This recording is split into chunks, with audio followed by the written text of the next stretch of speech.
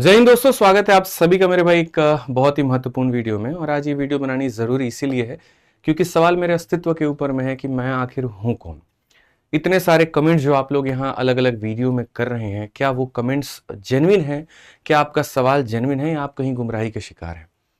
आपका मेरे ऊपर में एक सवाल होना कि आप एक्साइज इंस्पेक्टर हैं कि नहीं, आपका मेरे ऊपर में सवाल होना कि क्या पता आपने कभी सिलेक्शन लिया ही ना हो, क्या पता आपने कभी पेपर दिया ही ना हो। और ऐसे तमाम तरह के कमेंट्स मैं यूट्यूब के ऊपर में देख रहा हूँ, जिसके ऊपर में मुझे लगता है इसका जवाब मैं ही दे पाऊंगा और आपको सारी स्पष्ट बातें मैं ही क्लियर कर पाऊंगा। मेरा 1% भी यहाँ पर मन नहीं था, 1% भी उद्देश्य नहीं था कि मैं अपने ऊपर में आकर के चर्चा करूं। मैंने जितनी भी वीडियोस बनाई ऑलमोस्ट सारे के सारे आपके सवालों के ऊपर में बनाया, आपके ऊपर हो रहे अत्याचार के ऊपर में बनाया, आपके हो रहे रिफॉर्म के ऊपर में मैंने बनाया। लेकिन आज मजबूरी मेरी ये बन गई है कि मुझे अपने आप को ही आकर के बताना पड़ रहा है कि मैं कौन हूं। तो इस वीडियो के अंत तक आप देखिएगा, सारी बातें आपको क्लियर हो जाएंगी और मुझे लगता है आप मेरी बातों को समझ पाएंगे और जान पाएंगे कि हु इज आदित्य रंजन। याद करिए आज से कुछ समय का पल, जहां पर ज्यादा नहीं 4 साल पीछे ही चलते हैं और एक पल देखते हैं कि 4 साल पहले यहां पर जब आप पढ़ाई करने चाहते थे, जब आप ऑनलाइन एजुकेशन से पढ़ना चाहते थे, तो उस समय फीस कितनी हुआ करती थी।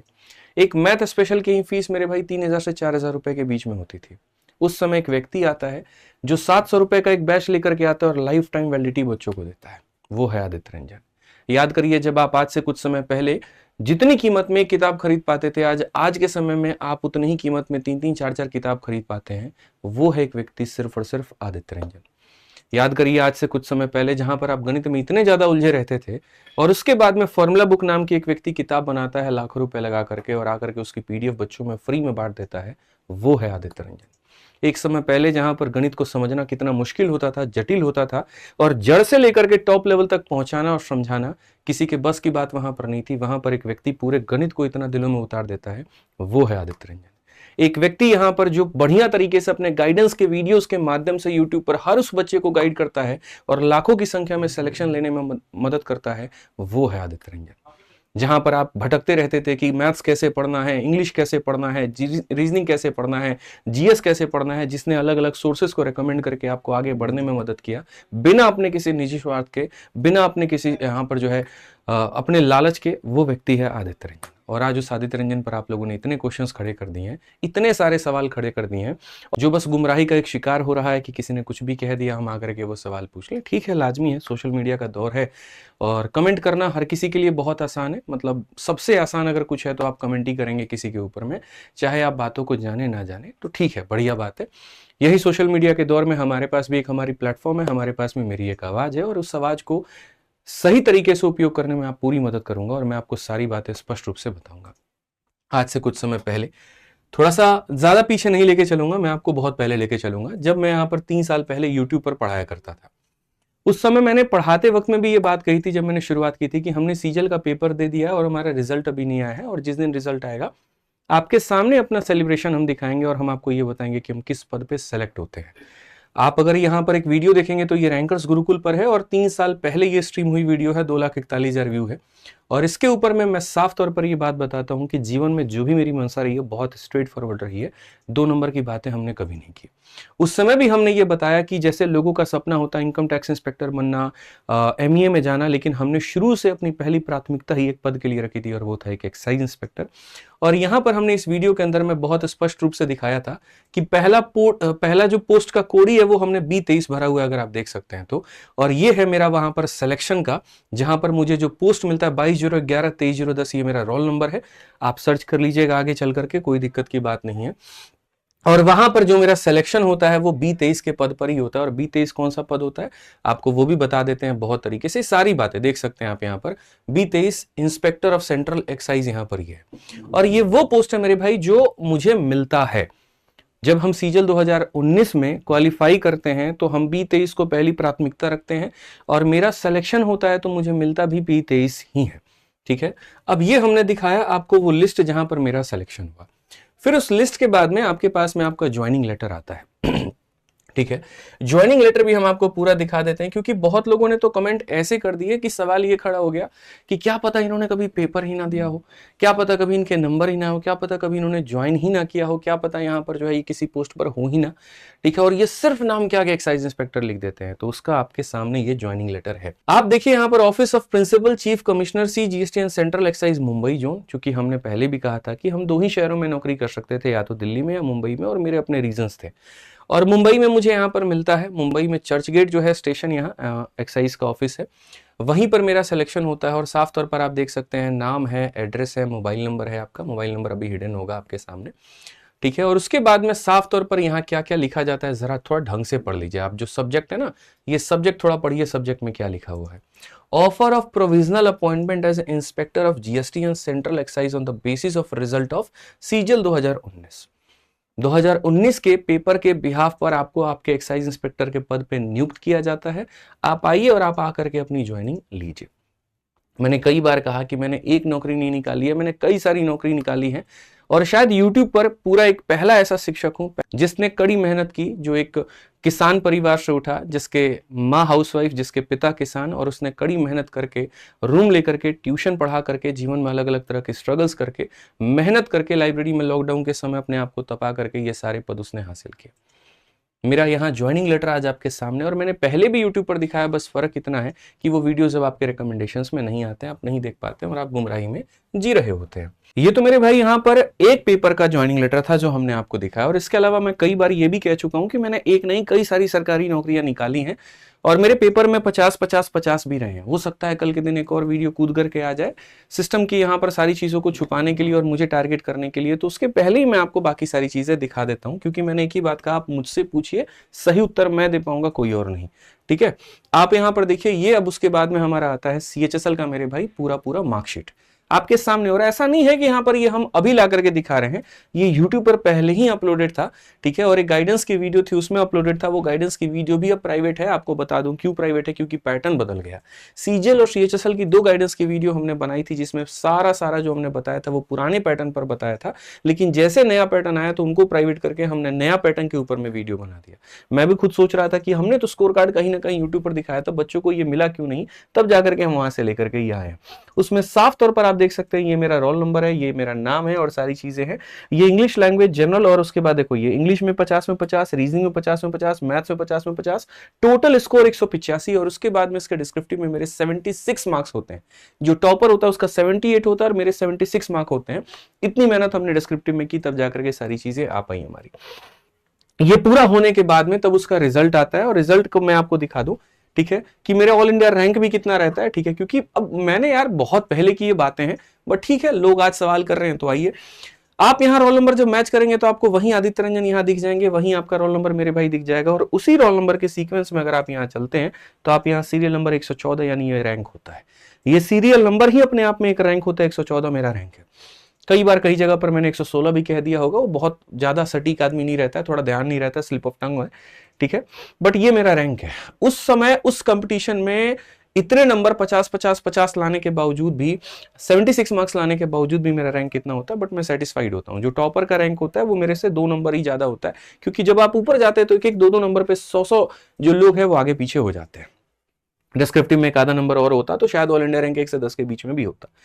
जब ये मेरा रैंक है, ये मेरा सिलेक्शन है, तो जाहिर सी बात है इसकी भी कहीं ना कहीं कोई ज्वाइनिंग लेटर होगा, इसमें भी कहीं ना कहीं किसी पद पर नियुक्त होंगे। वो मेरे भाई यहाँ पर ये हो जाता है हमारा CHSL का। सीजल के माध्यम से हम मुंबई में एक्साइज इंस्पेक्टर के पद पे सेलेक्ट होते हैं, और CHSL के माध्यम से मिनिस्ट्री ऑफ डिफेंस में, यानी रक्षा मंत्रालय में हमारी यहाँ पर सिलेक्शन होती है, और उसमें यहाँ पर दिल्ली में होता है। आप देख सकते हैं न्यू दिल्ली यहाँ साफ तौर पे लिखा हुआ, और ये हमारा कब का है, 24 जून 2022 का है। यानी हमारे पास में 2-2 नौकरियां होती हैं, और इसके अलावा और भी काफी सारे हमने पेपर निकाले थे, सबके रिजल्ट थे, लेकिन आके कहीं पर कोई सीट खराब ना हो तो हमने छोड़ दिया। 2-2 नौकरी होने के बावजूद में भी मेरे भाई हम अभी अपने ज्वाइनिंग को थोड़ा होल्ड करते हैं कि नहीं यार, हम आराम से डिसाइड करेंगे किस में ज्वाइन लेना है, दिल्ली छोड़ करके बाहर जाना है या दिल्ली में ही रहना है, और अगर जाना है तो कब जाना है, कैसे जाना है, क्योंकि उस समय तक हम अपने यूट्यूब चैनल की शुरुआत कर चुके होते हैं। 8 जनवरी 2021 को मेरा पहला interview rankers Gurukul YouTube channel पर आता है और उसके बाद से नेक्स्ट डे से 9 जनवरी से हम पढ़ाना शुरू कर देते हैं। 1 साल बाद, 1.5 साल बाद उस समय ज्वाइनिंग आती थी और 1.5 साल तक आप खाली नहीं बैठ सकते, आप बेरोजगार नहीं रह सकते। तो पहले हम ट्यूशन पढ़ाते थे तैयारी करने के समय में, और जैसे मेरे मार्क्स और बाकी सारी चीजें अच्छी हो जाती हैं, जहां मुझे लगता है कि मेरा सिलेक्शन हो गया है, तो हम यहाँ पर YouTube पर पढ़ाना शुरू करते हैं। 1.5 साल में 4 लाइव वॉचिंग से मेरे भाई हमने अपने चैनल पे लगभग 4000 लाइव वॉचिंग तक गेन कर लिया था। बच्चों का एक अच्छा जो है कंटेंट हमने दे दिया था, काफी सारी चीजें हमने YouTube पर मैराथन शुरू कर दी थी, और उन मैराथन्स का एकदम मिड फेज चल रहा था जब ये सारी प्रक्रिया होती है। उसी दौरान में मेरे भाई यहाँ पर मुंबई से हमारा कॉल आता है और मुंबई में मुझे जाना पड़ता है। अगस्त के समय 2022 की बात है। और किस लिए जाना पड़ता है? इसीलिए कि चलिए भैया अब आपका जो ज्वाइनिंग लेटर हम भेजे थे, आइए उसका मेडिकल करवाइए और उसका फिजिकल करवाइए। और मुझे उसके मेडिकल और फिजिकल के लिए मुझे मुंबई जाना पड़ता है। मैं आपको ये भी चीज दिखा देता हूं थोड़ा सा, अगर ये हम जूम कर पाए तो। ठीक है, आप यहां देखिए, ये मैंने मोबाइल से स्क्रीनशॉट लिया है। 22 अगस्त 2022 में यहां पर मुंबई महाराष्ट्र में हमारी ज्वाइनिंग होती है। चर्च गेट जगह है और वहीं पर हम जाते हैं। और न सिर्फ मैं बल्कि काफी सारे बैचमेट्स होते हैं, सारे लोग होते हैं। और वहां जाकर के हम अपना पहले फिजिकल पूरा पहला दिन कराते हैं, जिसमें हाइट, चेस्ट सब कुछ होता है, वॉकिंग, साइकिलिंग, जिसकी वीडियो भी यूट्यूब पर अपलोडेड है। और उसके बाद में नेक्स्ट डे हमारा मेडिकल होता है, पूरी तरीके से फिट एंड फाइन, डिपार्टमेंट को ज्वाइन करने के लिए रेडी, सब कुछ ऑल ओके, परफेक्ट। ठीक है, फिर हम लोग आराम से जो है यहाँ पर, मैं, मेरा दोस्त, ये सारे लोग हैं वहां जो अपना अपना फोटो लेते हैं। इन्होंने भाई कैमरा अच्छा नहीं था तो कहा भैया आप अपने फोन से ही ले लो। ठीक है, हमने सारी यहाँ पर ली। और उसी समय पर यहाँ फिर हम निकलते वक्त में ये पूछते हैं जी ये वर्दी कहाँ मिलती है? ठीक है, क्योंकि 2-3 दिनों के अंदर में हमें ज्वाइन करना था। हफ्ते कोई 2-3 दिन के अंदर ज्वाइन कर सकता है, कोई हफ्ते भर के अंदर में ज्वाइन कर सकता है। तो वो बताते हैं कि जी आपकी एक शॉप है और इस शॉप पर अगर आप जाएंगे तो वहां जाकर के आप जो है अपना वर्दी ले पाएंगे। ठीक है, तो ये हमारा मेरे भाई वही मुंबई महाराष्ट्र में, क्योंकि लोग कह रहे हैं ना कि बिना आइडेंटिटी कार्ड बने आप वर्दी नहीं ले सकते। टेक्निकली ये रॉन्ग है, बहुत गलत है। मैं आपको बता दूं, आपका जब सारा फिट हो जाता है आज के समय के हिसाब से, पहले के समय का क्या था मुझे नहीं पता, आज के समय किसी से बात करो बता देगा। आज के समय के हिसाब से अगर आप जाते हो, आप सारा फिट एंड फाइन हो जाते हो, आप एलिजिबल हो, अपना यूनिफॉर्म सिला सकते हो।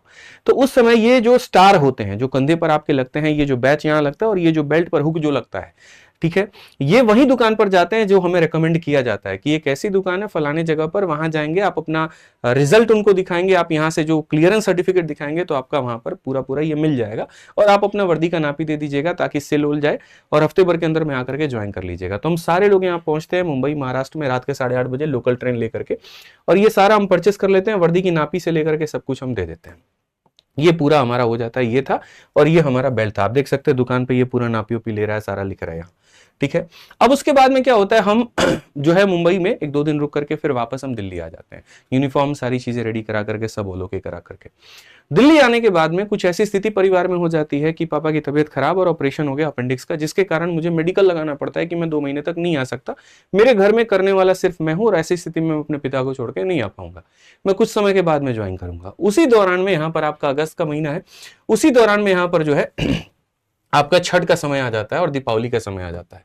फिर दीपावली का दिन होता है और दीपावली के दिन में यहाँ पर मेरी मम्मी सिर्फ एक चीज मेरे से मांगती है कि अगर आज के दिन तुम वर्दी पहन करके एक बार दिखा सकते हो तो इससे बड़ा मेरे लिए और कुछ भी नहीं होगा। संदेह काफी ज्यादा होता है कि क्या पता ये गलत हो कि सही हो, तो हम 2-3 लोगों से राय मशवरा भी करते हैं जो डिपार्टमेंट के ही होते हैं, और उनका ये कहना होता है कि आप यूनिफॉर्म पहन करके पब्लिक प्लेस में मत जाइएगा।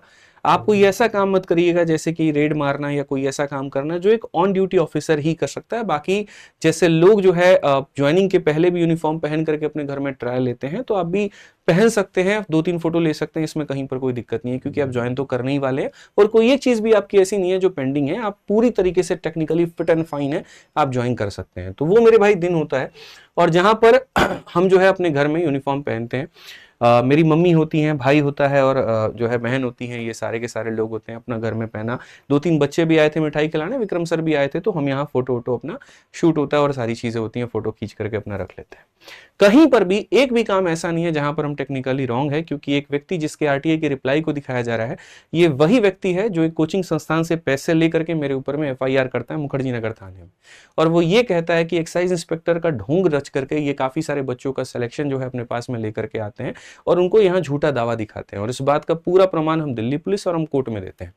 वही व्यक्ति फिर वापस से जो है अलग अलग जगह पर उस आरटीआई रिप्लाई को सर्कुलेट करके और फिर से वहां पर वही फेक चीजों को फैलाना शुरू करता है जो आज आपके सामने निकल करके आया है। ठीक है, तो ये हमारा मेरे भाई रह गया एक्साइज इंस्पेक्टर का। फिर उसके बाद में हमने सीएचएसएल, सीजीएल, ये सारी चीजें दिखा दी। अब सबसे बड़ा सवाल मेरे भाई पता है क्या है? अब मैं आपको एक सबसे मजे की बात बताता हूं कि आप किस तरीके से किन किन चीजों के शिकार होते हैं। आपको पता भी नहीं चलता यहां पर कि आपको क्या बना दिया जाता है और कितने बड़े आप इमोशनल फूल और कितने बड़े मेरे भाई यहां पर बेवकूफ बन जाते हैं। याद करिए हम चर्चा किस चीज के ऊपर में कर रहे थे, एसएससी में हो रहे सारे कमियों के ऊपर में कर रहे थे। हम चर्चा एडीक्विटी के फेलियर पर कर रहे थे, हम चर्चा एसएससी के फेलियर पर कर रहे थे, हम चर्चा सिस्टम के फेलियर के ऊपर में कर रहे थे। और इस चर्चा को मेरे भाई बना दिया गया एक व्यक्ति के ऊपर में ला करके क्वेश्चन मार्क कि पूरी दुनिया ये भूल जाए कि तुम्हारे साथ स्टेनो में भी गड़बड़ हुआ है। पूरी दुनिया ये बात मान ले कि हाँ स्टेनो वाले बच्चों के साथ में गलत हुआ, सही हुआ, पेपर हो गया तो हो गया, दोबारा भूल जाओ तुम्हारा कोई पेपर होगा। पूरी दुनिया ये भूल जाए कि ये एग्जाम में कहीं पर कोई दिक्कत आ भी सकती है। पूरी दुनिया ये भूल जाए कि अभी सीजल का पेपर पोस्टपोन्ड हुआ है, लेकिन ऐसा नहीं है कि इंफ्रास्ट्रक्चर सही हो गया है, ऐसा नहीं है यहाँ पर कि सारी चीजें बेहतर होंगी, सब भूल जाओ तुम। मीडिया चैनल से कॉल आता है और बढ़िया तरीके से वो बच्चों के ऊपर में बात करने की बात करते हैं और तब वहां हम इंटरव्यू देने जाते हैं, फाइल लेकर के पूरा पूरा पहुंचते हैं, सारी चर्चा इसके ऊपर में होती है और एक ऐसे घुमा करके सवाल पूछा जाता है जिसका जवाब ऑलरेडी आदमी कोर्ट पुलिस और हर जगह दिया गया होता है और बार बार उसी चीज को हाईलाइट की जाती है। पूरा इंटरव्यू बच्चों के ऊपर में है, लेकिन टाइटल पर किसी दो टीचर की कंट्रोवर्सी दिखाई जाती है तो और चीजें दिखाई जाती है और अलग अलग लोगों का इंटरेस्ट देखिए उसके शॉर्ट्स को काट काट के वायरल करते हैं। शायद ये सिस्टम के द्वारा कराया गया ये भी हो सकता है ताकि बच्चों के दिमाग से एक पल के लिए निकल जाए कि उनके साथ में कितना गलत हो रहा है, उनके साथ में चीजें क्या हो रही हैं। कंट्रोवर्सी का रूप देना, बाकी सारी चीजें करना, सब वो कोशिश की जाती है कि बस बच्चा दिमाग से ही निकाल दे। सरकार भी बीच में मजे लेकर के चले जाती है, इतना सारा हो हंगामा होता है लेकिन उसके ऊपर में एक भी प्रतिक्रिया नहीं आती है और दो टीचरों की कंट्रोवर्सी पर आकर के वो ये बोल देते हैं कि मेरे भाई ये कंट्रोवर्सी के कारण ऐसा हो रहा है, बाकी तो सिस्टम में कोई दिक्कत ही नहीं है। अब सोचिए सवाल किस व्यक्ति के ऊपर में हो रहा है जिसने हर वो कोशिश की, जिसने जान की बाजी लगा दी, जिसने अपने ऊपर में हर वो डिपार्टमेंटल एक्शन था जो नहीं सहना था। उसको क्या जरूरत थी मुझे, मेरे जीवन में सब बढ़िया चल रहा था, भगवान के दिए हुए सब कुछ है मेरे पास में, माँ बाप हैं, परिवार है, खुशी है, अच्छा खासा धन दौलत भी है, आप लोगों का आशीर्वाद भी है, चैनल्स भी हैं, बढ़िया काम चल रहा है। मुझे क्या जरूरत है यहाँ पर कूदने की, क्या जरूरत है मुझे मेरे भाई 31 जुलाई में जाकर के अपने ऊपर में लाठी खाने की, जाकर के FIR करने की वहां पे अपने ऊपर में। ठीक है, 3 अगस्त की अगर हम बात करें, 3 अगस्त में हमने ज्ञापन दिया, हमने थाली बजाया, हमने कैंडल मार्च दिखाया। लोग कहते हैं रील रील रील, आप मेरा थाली बजाने का एक भी वीडियो ला करके यूट्यूब पर दिखा दो, आप मेरा कैंडल मार्च का एक भी वीडियो ला करके दिखा दो, जबकि ये वो प्रक्रिया थी जिसमें पूरे आदित्य रंजन पार्टिसिपेट नहीं कर रहे थे, पूरे भारत के लोग इसके अंदर में सम्मिलित थे। जो जहां जहां पर ज्ञापन दे रहा था, जो जहां जहां थाली बजा रहा था, जो जहां जहां कैंडल मार्च निकाल रहा था, अपनी अपनी वीडियोस निकाल करके यूट्यूब पर पोस्ट करके सरकार तक बातें पहुंचा रहे हैं। और आज यही ज्ञापन का दूसरा नाम लोग दे रहे हैं CGI, और बढ़िया कदम है, मैं इसको बिल्कुल अप्रिशिएट करता हूं और ऐसा करना भी चाहिए। अगर जो भी आप कदम उठा सकते हैं सरकार तक अपनी बात पहुंचाने को, आप पहुंचाइए, आपके साथ में गलत हो रहा है। 8 अगस्त के दिन में मेरे भाई एक एक्सपोज ऐसी वीडियो लेकर के आते हैं जिसके ऊपर में 3 अलग अलग कंपनी से मेरे भाई जो है प्रॉब्लम आती है, जिसके ऊपर में आवाज उठाते हैं वो भी, और सिस्टम से लेकर के जो मैं आपके सामने नहीं डिस्कस कर सकता, मैं ये बता तक नहीं सकता कि मेरे ऊपर में क्या क्या बीता है, कितने एक्शंस हो चुके हैं और कितने मेरे भाई मानहानि आ चुके हैं। मैं आपको लिटरली बताऊं तो मैं बता नहीं सकता। ऐसे तरीके से मुझे घेरा गया कि मुझे वो लाइन यहां महाभारत की याद आ जाती है कि कर्ण हारा नहीं था, हराया गया था, और अर्जुन जीता नहीं था, जिताया गया था। बस ये लाइन मेरे भाई यहां पर पूरी तरीके से हमें याद आ जाती है, आप समझ लीजिए। बस ये पूरा पूरा आप समझ लो कि 8 अगस्त की एक्सपोज वीडियो बना करके और अपने ऊपर में आदमी इतना कुछ सह लेता है कि चलो ठीक है यार, कोई बात नहीं, हो गया तो हो गया, कोई दिक्कत नहीं है, ठीक है, बच्चों को किसी तरीके से न्याय मिल जाए तो बेहतर है। 24 अगस्त को भी प्रोटेस्ट करते हैं, सारी चीजें करते हैं, सिर्फ इसी बात पे कि सरकार तक ये बातें पहुंचे, और पूरे प्रोसेस में 1% भी दुनिया ये याद नहीं रखती है कि इस इंसान ने अपने ऊपर में क्या क्या सहा है। 1% भी लोग ये याद नहीं रखते हैं। और क्या याद रखते हैं कि बस यहां पर कैसे सर ने वीडियोस बनाए, कैसे रील्स बनाए, कैसे सारी चीजें बनाए, और मुझे इसके ऊपर में कुछ भी नहीं कहना है, क्योंकि अगर मैं आज आपको बताऊं कि मैं इतना गलत हूं जिसने ये काम किया, तो ठीक है, इस गलती को स्वीकार करते हुए आपके सामने मैं अब हाथ जोड़ता हूं और मैं इस चीज से मेरे भाई बहुत बहुत बहुत दूर जाने की अब कोशिश करूंगा। आपकी लड़ाई है और आपके पास बहुत अच्छे एक लीडर हैं, आपके पास में आपके बहुत प्यारे शिक्षक हैं, और यकीन मानिए मेरी पूरी शुभकामनाएं उनके साथ में है कि वो आपकी लड़ाई को लड़े, वो आपकी लड़ाई को आगे लेकर के जाए। ना मुझे पहले कोई लीडर बनना था, ना मुझे आज कोई लीडर बनना है, ना मुझे भविष्य में कोई लीडर बनना है। मैं अपने आप में बहुत मस्त हूं, मैं अपने जीवन में बड़ा खुश हूं। पढ़ाना जो मेरा धर्म है, मैं अब उसी चीज को निभाऊंगा और आपको कलम से क्रांति देते रहूंगा। बाकी आपके सेंटर्स पर, सिस्टम्स पर कहीं कोई गलती होती है, वहां पर आपको आदित्य रंजन नहीं मिलेंगे, क्योंकि आदित्य रंजन रील बनाने वाले टीचर है, और रील बनाने वाले टीचर कभी भी यहाँ बच्चों के साथ में नहीं होते हैं। हम पढ़ाने का काम है मेरा, मैं आपको वो करके दिखाऊंगा, और इतना परफेक्ट कि जिसमें आप बहुत खुश होंगे। मैंने एक पोस्ट भी डाली थी और उसमें कहा भी था कि तुमको भी मेरी याद नहीं आएगी, तुमको भी चीजें समझ में नहीं आएंगी कि मैं क्या कर रहा था, लेकिन तुमको तब समझ में आएगा जब तुम सेंटर पर बैठे होगे, तुम्हारा कीबोर्ड काम नहीं करेगा, तुम्हारा माउस काम नहीं करेगा, तुम्हारा सर्वर काम नहीं करेगा, और तब तुमको लगेगा कि यार जिस इंसान ने इसके ऊपर में आवाज उठाई थी हमने उसको मरने छोड़ दिया। एक तरफ में लोग आकर के YouTube पर सारी बातें कहते हैं, दूसरी तरफ में 50-50, 60-60 करोड़ का डिफॉर्मेशन ठोक देते हैं। तो बेहतर है मैं सब सहूंगा, सारी चीजें सहूंगा तुम्हारी लड़ाई के लिए, लेकिन अब इसके बाद और कुछ भी नहीं, क्योंकि मेरी भी एक अपना परिवार है, मेरी भी अपनी एक क्षमता है, मेरी भी अपनी एक लिमिट है। जिन लोगों के लिए लड़ा, लोग दुनिया आकर के कुछ भी बोलता ना, कोई फर्क नहीं पड़ता। मुझे आकर के लोग 100 बातें कहते, कोई फर्क नहीं पड़ता। मुझे फर्क तब पड़ा जब जिन लोगों के लिए ये लड़ाई लड़ा था उन्होंने थोक के भाव में गाली दी है। 40,000 से 50,000 कमेंट में मेरे सिर्फ नेगेटिव कमेंट्स आए। एक कैसे दुनिया है, कैसे लोग हैं, महीने भर के संघर्ष को एक क्वेश्चन मार्क पर भूल करके फर्जी इंस्पेक्टर, फर्जी ये, फर्जी वो लिखना शुरू करते हैं, और उस व्यक्ति के लिए लिखते हैं जिसने इतना कुछ सहा है तुम्हारे लिए, उस व्यक्ति के लिए। तो ठीक है, आपकी लड़ाई है, आप लोगों को मुबारक है, बढ़िया है, बेहतर करिए, मेरी पूरी शुभकामनाएं आपके साथ में है। आप जरा एक बार अपने आप से सवाल कर लीजिएगा कि जो फेज 13 का पेपर हुआ था तो उसके री एग्जाम का क्या हुआ। अपने आप से ये सवाल कर लीजिएगा कि स्टेनो का जो आपका पेपर था, जो गड़बड़ियां हुई थी, उसके बारे में चर्चा क्यों नहीं हुई। और मैं आपको बता दूं मेरे भाई कि सीजीएल में भी ऐसी समस्या होनी है अगर ये वेंडर नहीं बदला, अगर कहीं पर किसी तरीके से चेंजमेंट नहीं हुए तो। बढ़िया है, आप लोग अपनी लड़ाई लड़िए, और बढ़िया से हम लोगों की कल क्लासेस चलेंगी, यूट्यूब पर चलेंगी, एकदम मस्त फर्स्ट क्लास चलेंगी। बढ़िया पढ़ रहे थे जैसे आप वैसे ही पढ़ेंगे। बस मेरी शुभकामनाएं साथ में। Thank you.